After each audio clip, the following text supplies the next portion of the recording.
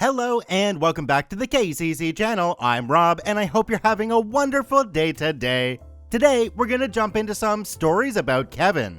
Our first story today comes to us from Justice for Harambe 49. Dumb and Dumber, my Kevin roommates. Let's jump right in. So around 10 years ago, I spent a couple of months volunteering overseas. Due to rotations in volunteer housing and programs, I kept running into this pair of dudes who were very friendly overall, but quickly gained a reputation for being absolute Kevins. The funny part is that they had gone there together, had been friends since childhood, looked very much alike, and even shared the same first name. So Kevin A and Kevin B. As they say, twice the Kevin, double the dumbness. Everyone called them Dumb and Dumber. For a few months, we were actually roommates in a rented apartment, and that's when they unleashed most of their Kevinness upon us. There were 5 of us, with opposing schedules, so we'd usually come home wondering what crazy new situation we'd find. Here it goes. They'd come back from work and parties late at night and walk past a street that has lots of restaurants and grocery stores. Now, in certain places like these, distributors leave boxes full of products leaning on business doors, so the clerks bring them in when they open. Dumb and Dumber would bring those boxes home because they thought they were free stuff. We tried explaining to them that there is no such thing, but they just didn't understand. So once a week or so, we'd wake up to a giant sack of oranges in the kitchen. They'd have horror film marathons on our free nights, scare themselves to death every time, and complain about nightmares, then do it all over again 2 or 3 days after. They'd take the movie super seriously and spend the next few days following the in-universe rules until they forgot. For example, if they watched Silent Hill, they wouldn't go out if there was fog and stuff like that. In one of those movies, they learned about astral projections. So for around 2 weeks, they'd spend hours in the apartment living room attempting it. After a window slammed once, they got scared off their own powers and stopped. We solemnly concurred that it was for the best, since such powers are difficult to contain. Kevin A apparently didn't know how showers worked, because every time he took one, he'd flood the entire bathroom and half the apartment. We told him to figure it out, and he did for a few days, no floods. Turns out he was using our towels and laundry to wedge the bottom of the door from the inside, making an effing pool we'd all then have to empty with buckets. He really thought there was no other way. When we explained that he could slide the shower door to keep water from gushing out, he just shrugged. When getting ready for going out, they'd go into the recently salvaged bathroom and make a huge mess, experimenting with everyone's products like mad effing scientists. Of course, they saw no problem in grabbing other guys' hair gel, cologne, deodorant, etc., and dropping them, mixing them together, or spilling them on the floor. When confronted, they kindly apologized and stole a crate of products from outside a pharmacy to replace ours. They leave the TV turned on to the HDMI blue screen all day and complained if someone turned it off. Their logic was they wanted it on just in case someone wanted to watch something.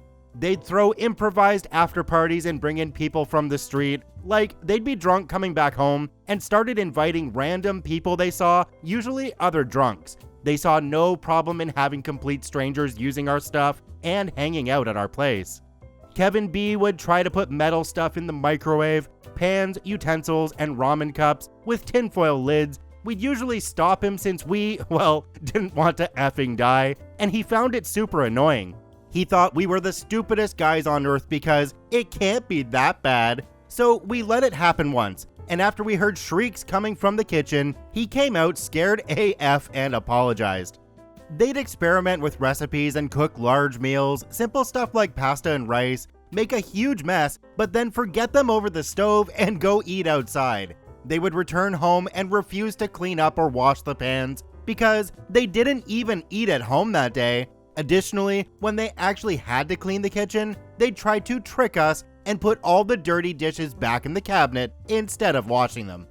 On the other hand, one of the other guys was studying to be a chef and took cooking very seriously. He'd make fancy dishes to share, but Dumb and Dumber were skeptical. They'd say tuna croquettes sounds like a lot of cat food and therefore probably tasted like cat food as well. Chef guy took offense, but it was funny seeing these guys missing out on dinner.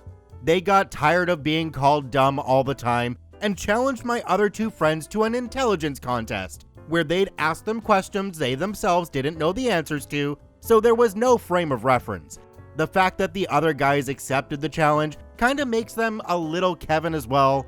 I remember one of the questions was, who invented the regular plane? Like those where people fly on. The whole episode was effing hilarious. We had a long discussion with Kevin B because he thought going to college was a scam and a complete waste of time. After all, none of his family had gone to college, go figure, and he already knew all there is to know anyway. Destiny was kind to him, as I ran into him in a business expo, and for all I know, he owns a small company. Let's just hope it's not microwaves and kitchen utensils. We were taken on a trip where we were offered a couple of paid courses. We chose scuba diving, and so did Insane Kevin Posse. They somehow managed to sit through the whole course without learning anything. The instructor, who was a no-chill, grumpy old guy, was very worried because he didn't want to be responsible for these guys drowning or whatever. He was actually the one that named them Dumb and Dumber in the first place. So on in-water practice day, he'd lost his patience because they were in the diving school van throwing crap around and laughing.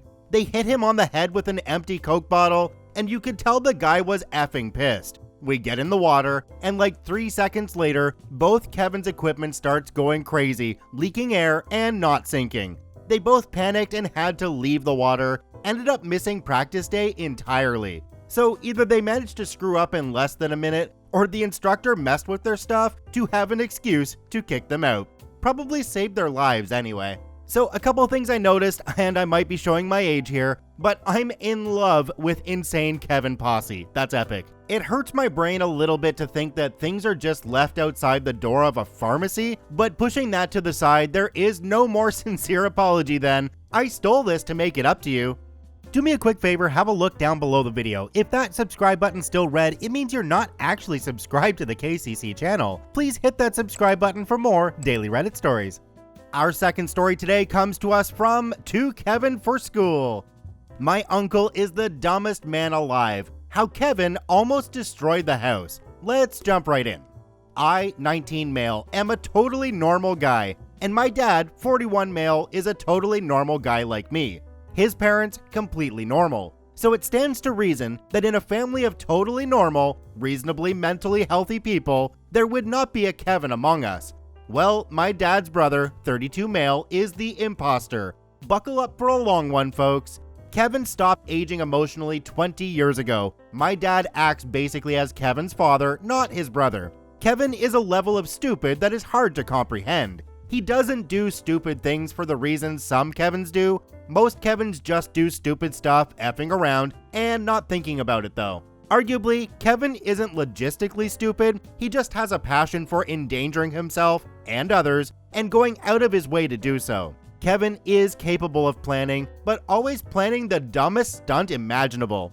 Case in point, it was a family vacation to Mexico. I was 9 and he was 22. Kevin was back from college, somehow he got into college, and we were going to Mexico as a family. Instead of a fun time, we were greeted at the airport with the Kevin Comedy Show. We never got to Mexico. Upon getting to our connecting flight in Los Angeles, all hell broke loose. Kevin decided he didn't want to go to Mexico after all. He pissed on my dad's passport and claimed he couldn't help it. He went out of his way to do so. Then he, in a stroke of remarkable Kevinness, remarked that we could just make a new passport. Another hilarious Kevin extravaganza began when Kevin went meatan for a week, eating nothing but meat, claiming it to be the opposite of being vegan because he liked plants more than animals. One time my dad was making baked potatoes and Kevin snuck a hockey puck into the oven next to the potatoes. Kevin really hates my mom. Kevin threw a hoe at my dad while digging in the backyard and yelled, "Hey, OP's dad, look, it's your wife." Kevin also tried taking up painting for a while. Imagine if Bob Ross did meth. Kevin snuck an adult toy under the tree at last Christmas and left it there for my mom, signed from my dad, with the note, "This should help you feel more than I can provide." Kevin thought it was hilarious. He would have thought it a lot less hilarious if I had not been there to hold my dad back from knocking his face in front of the whole family. Kevin egged his girlfriend's house with fetal eggs. If you don't know what that is, it's a fertilized egg with part of a bird inside that you can get at Asian markets.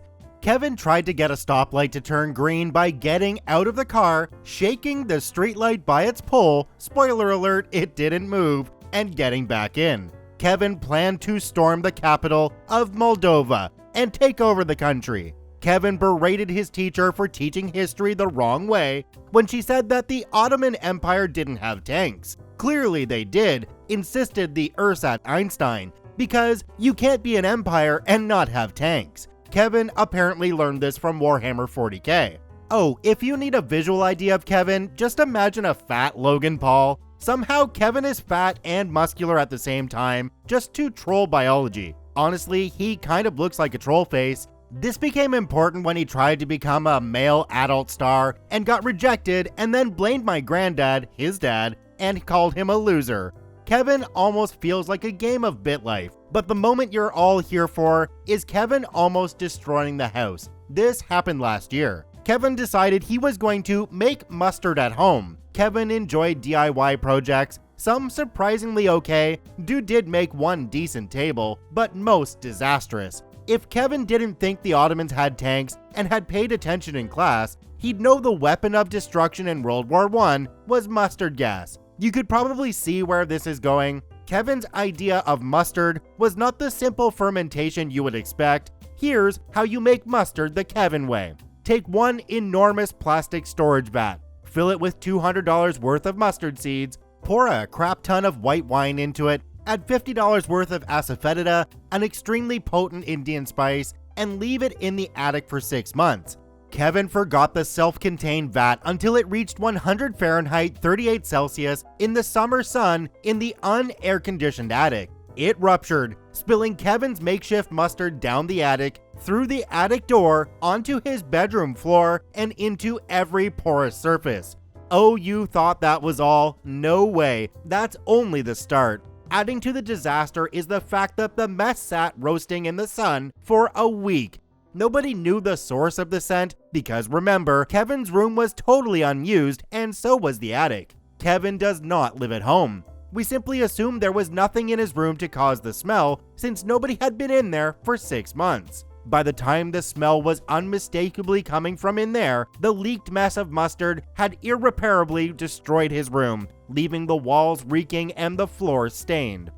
But that was not all. The cut-rate rocket scientist Kevin had another secret ingredient: crime. He had an apparatus rigged up in his room that would pour lighter fluid all over and burn up his stash of marijuana if anyone came in and didn't deactivate the machine. We first learned of this while cleaning up when we entered his room and 30 seconds later noticed a flaming plexiglass box of weed leaking lighter fluid, which soon lit up the room, requiring 2 fire extinguishers. Oh yeah, and that time he tried putting up an adult poster in the house, well, that's Kevin, folks. That's maybe 10% of his chaos, but all I have in me to write up tonight. He's visiting us again next week. Better keep the mustard away. So this story was from the Stories About Kevin subreddit, but in my opinion, this guy isn't really a Kevin, he's just a big giant butthole. I don't understand why people put up with other people like this. Cut them out. I mean, what's the point? Our last story today comes to us from Silent Joe 27. Kevin's actions are just precious. Let's jump right in. Years ago, I worked with a Kevin at a movie theater. Not too many people enjoyed dealing with him. He was grossly incompetent at his job. He would constantly make mistakes and mess up the till. If he joined me in cleaning the auditoriums after a movie let out, I would have to tell him to pick up trash only where I swept, or he would spend 5 minutes or more sweeping one spot, and sometimes he would still try to sweep. He would also talk constantly whether you wanted to talk or not. Mostly it was incoherent babbling, or it would be a conversation about sports, cars, or girls. I'm not big into sports, I don't care about cars, and I'm gay, so that's 3 for 3 right there. He practically alienated the girls on staff with inappropriate comments. If you saw his Facebook page around that time, he was groping the breast of a nude statue, if that gives you any idea. Our GM had a hard time bringing himself to fire people, so there was no use complaining to him, and as a local theater, there was no HR. Things came to a head one night. I had already clocked out hours prior, but that evening, I received a message from another coworker saying, "Hey, Kevin got fired, enjoy." Curious to find out what happened, I checked with several other coworkers who were on shift that night. Turns out, Kevin had been working the box office that night, and a customer, a heavyset black woman, came up to the box and he called her Precious. Please note, this was only about a year or two after the movie Precious had come out, in which the titular character is a very overweight black girl, so she immediately starts crying. After a talk with the manager on duty that night, he fired Kevin on the spot. The entire staff meanwhile felt bad for the customer. Even some of the more apathetic ones told her if she wanted to kick his butt, they could pretend to have not seen it. The very next day, I was walking to work when I encountered said manager, who was also on his way in. I couldn't help myself. I had to say, "So, Precious, huh?" He just groaned and replied, "Oh God, yeah, he went too far last night. I felt bad for that lady too. I thought she was gonna deck him." When we got to the theater, I'll give you 3 guesses as to who tried to show up and come to work like nothing had happened. The manager spent a few minutes yelling at him to get out. To this day, I have never seen anyone that oblivious. So this guy worked at a movie theater. You have to think that he would have known about that movie, but we are talking about a Kevin here, so maybe not. Kevin snuck an adult toy under the tree last Christmas and left it there for my mom, signed from my dad, with the note, "This should help you Kevin snuck an adult toy under the tree last Christmas and left it there for my mom, signed from my dad, with the note, "This should help you feel more than..." I can't do this. Kevin snuck an adult toy under the tree last Christmas and left it there for my mom, signed from my dad, with the note, "This should help you feel more than I can provide." Check out all 3 OPs linked in the description down below. I thank you for watching. Have a wonderful day, and we'll see you tomorrow.